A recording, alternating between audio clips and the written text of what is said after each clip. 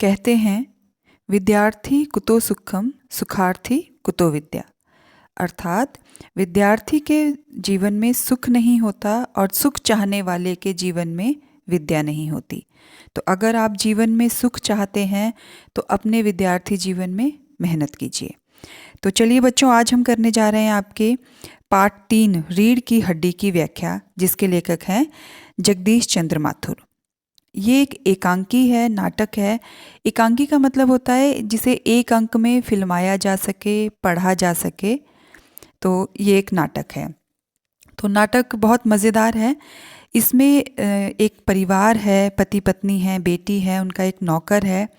जो पति हैं उनका नाम है बाबू राम स्वरूप और पत्नी का नाम प्रेमा है, बेटी का नाम उमा और उनका एक नौकर है रतन, जो अपने घर की साज सज्जा कर रहे हैं कमरे की, क्योंकि उनकी बेटी उमा को देखने के लिए लड़के वाले आने वाले हैं।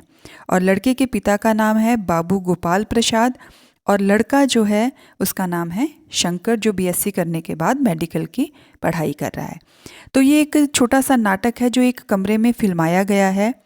तो हर पाठ के पीछे एक उद्देश्य होता है।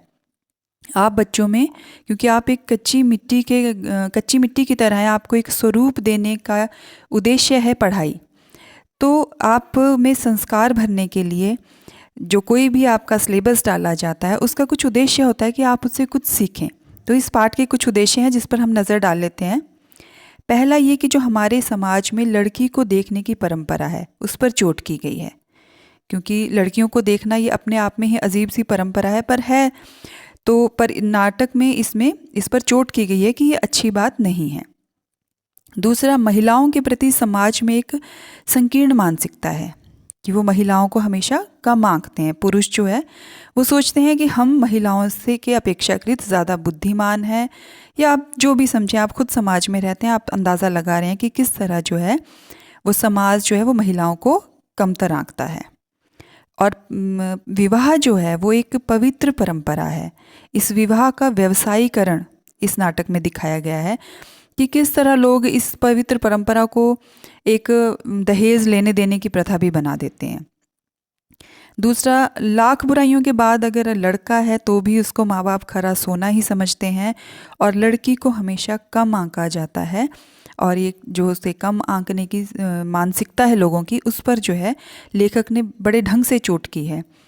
और अगला है हमारा दहेज प्रथा, जिससे भ्रूण हत्या को भी बढ़ावा मिलता है। लोग बेटे की चाहत में बेटियों को गर्भ में ही मार देते हैं। इस समस्या पर भी जगदीश चंद्र माथुर ने इस पर प्रकाश डाला है इस नाटक पर। तो इन सब बुराइयों पर कटाक्ष करने के लिए और समाज को सही दिशा देने के लिए, उसका मार्गदर्शन करने के लिए उन्होंने ये नाटक लिखा, जिसमें वो बिल्कुल सफल रहे हैं। आप हमारी आने वाली पीढ़ी हैं, तो आपकी जैसी मानसिकता होगी वैसा ही समाज होगा। तो आपकी मानसिकता अच्छी बने, इसलिए इस तरह का सिलेबस आपके विषय में होता है। तो चलिए शुरू करते हैं रीढ़ की हड्डी, जिसके लेखक हैं जगदीश चंद्र माथुर। तो ये एक साधारण सा कमरा है, मामूली तरह से सजा हुआ एक कमरा।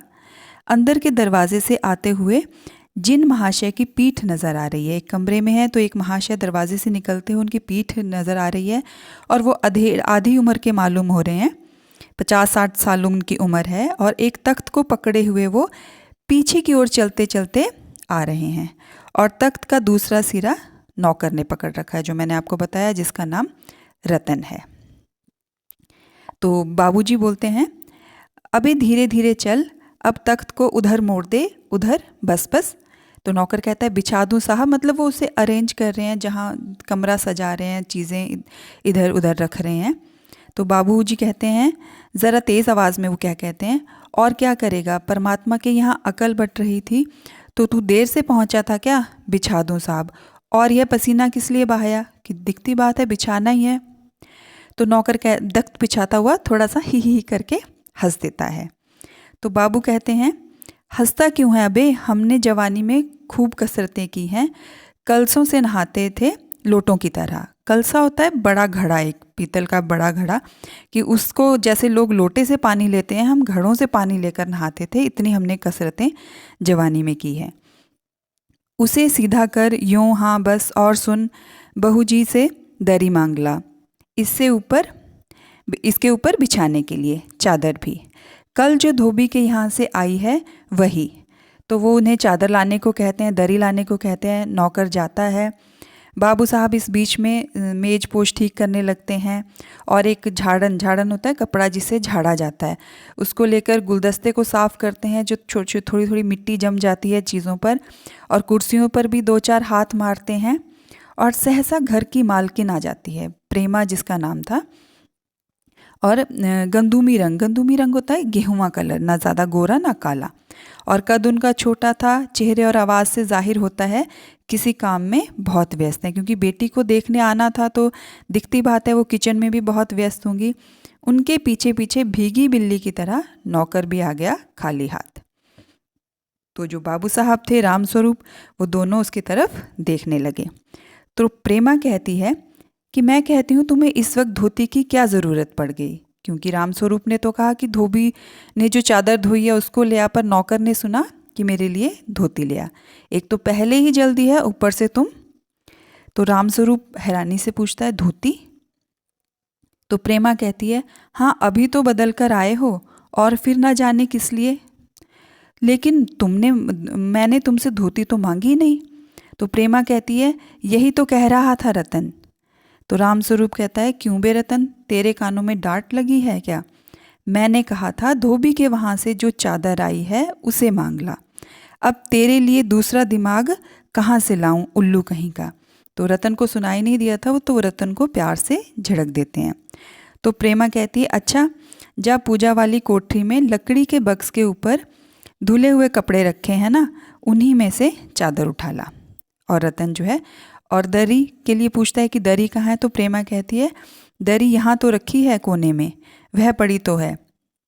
तो रामस्वरूप दरी उठाते हुए और बीबी जी के कमरे से हारमोनियम उठा ला और सितार भी जल्दी ला। वो रतन से एक हारमोनियम और सितार वहाँ के लिए, उस कमरे के लिए मंगवाते हैं। रतन जाता है और दोनों पति पत्नी तख्त पर दरी बिछाने लग जाते हैं। तभी प्रेमा कहती है लेकिन वे तुम्हारी लाडली बेटी मुंह फुलाए पड़ी है।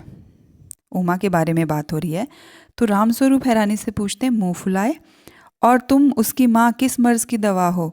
जैसे तैसे करके तो वे लोग पकड़ में आए हैं, अब तुम्हारी बेवकूफ़ी से सारी मेहनत बेकार हो जाए तो मुझे दोष ना देना। अर्थात वो लोग कौन? जिससे जो उमा को देखने आ रहे हैं, क्योंकि आजकल लड़कियों को बड़ी मुश्किल से अच्छे रिश्ते मिलते हैं। तो प्रेमा कहती है तो मैं ही क्या करूं, सारे जतन करके तो हार गई। तुम्ही ने उसे पढ़ा लिखा कर इतना सिर चढ़ा रखा है, मेरी समझ में तो ये पढ़ाई लिखाई के जंजाल आते नहीं। अपना ज़माना अच्छा था, आई पढ़ लो, गिनती सीख लो, और बहुत हुआ तो स्त्री सुबोधनी पढ़ लो। स्त्री सुबोधनी एक पत्रिका आती थी जिसमें औरतों को खाना बनाने या साज सज्जा के या घर को सजाने के लिए इस तरह के अलग अलग आर्टिकल्स आते थे। तो कहती थी कि उतनी पढ़ ली, सच पूछो तो स्त्री बोधनी में ऐसी ऐसी बातें लिखी हैं, ऐसी बातें कि तुम्हारी BA MA की पढ़ाई होगी। और आजकल के तो लक्षण ही अनोखे हैं, क्योंकि आजकल की लड़कियां खूब पढ़ लिख गई हैं, उन्हें घर के कामों में बहुत ज़्यादा इंटरेस्ट नहीं होता, कहीं सिंपल और सादा रहना पसंद करती हैं। तो इस तरह की उमा भी थी, उसे ज़्यादा जो है लीपा पोती करने की आदत नहीं थी। तो वो कहती है कि मैं तो तुम्हारी बेटी से दुखी हो गई।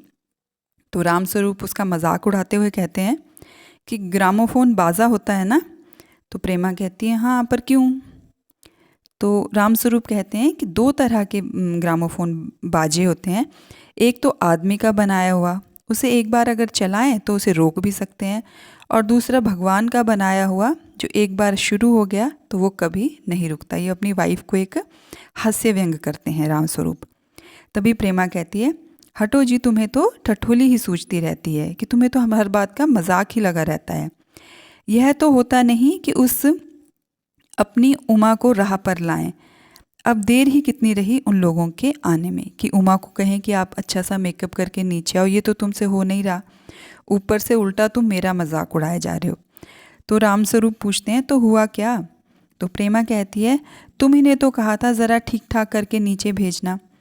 आजकल तो लड़कियां कितनी ही सुंदर हो, बिना टीम टाम के भला कौन पूछता है। ये भी एक समाज पर व्यंग किया गया है, क्योंकि आजकल दिखावे पर ज़्यादा दिखावे पर ज़्यादा जाते हैं। आंतरिक मन किसी का अच्छा है बुरा है उस पर किसी की तवज्जो नहीं होती। आप बाहर से दिखने में सुंदर हैं तो आपका मान सम्मान है। तो इसी मारे मैंने तो पाउडर वाउडर उसके सामने रखा था, पर उसे तो इन चीज़ों से ना जाने किस जन्म की नफ़रत है। उसे ये चीज़ें बिल्कुल भी, दिखावा उमा को बिल्कुल भी पसंद नहीं था। मेरा कहना था कि आंचल में मुंह लपेटकर लेट गई, कि जैसे ही मैंने कहा कि तुम थोड़ा तैयार हो जाओ, लड़के वाले तुम्हें देखने आ रहे हैं, उसने आंचल में मुंह लपेटा और वो सो गई। मैं बाज आई तुम्हारी इस लड़की से, कि मतलब मैं तुम्हारी इस बेटी से दुखी हो गई हूँ, ये किसी की बात नहीं सुनती। तभी रामस्वरूप कहते हैं कि ना जाने कैसा इसका दिमाग है, वरना आजकल की लड़कियों के तो सहारे पाउडर का कारोबार चला हुआ है। क्योंकि लड़कियां आजकल, और ये कहीं सत्य भी है, कि इतना ज़्यादा मेकअप और इन चीज़ों पर इतना ज़्यादा ध्यान देती हैं कि वो अपने व्यक्तित्व को निखारना कहीं भूलती जा रही हैं। तो इस पार्ट में एक ये संदेश भी है आजकल की यंग लड़कियों के लिए कि आप अपने बाहरी दिखावे से ज़्यादा अपने आंतरिक मन को, अपने व्यक्तित्व को निखारिए। तो ये था हमारा रीढ़ की हड्डी का भाग 1, और इसके आगे हम भाग 2 में पढ़ेंगे। आशा है आप लोगों को अच्छा लगा होगा और समझ भी आया होगा। Thank you and have a nice day.